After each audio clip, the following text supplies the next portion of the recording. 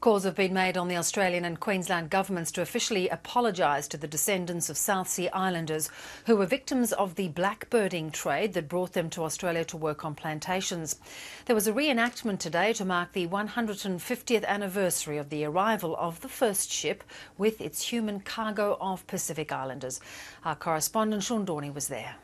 Up, down, turn around, pick a bale of cotton. On August the 14th, 1863, the Don Juan arrived in Moreton Bay with 64 young men from islands in Vanuatu brought to Queensland to work on cotton plantations.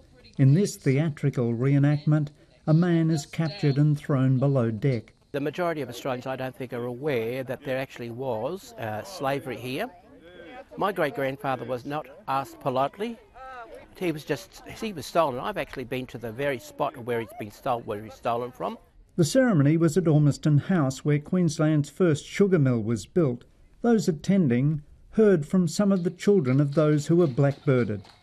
My dad, he came from Tanner Island. He told us the story how he was lured on the boats with fake jewellery. There's no other immigrant group that was brought to Australia that was partially kidnapped, that died in such large numbers.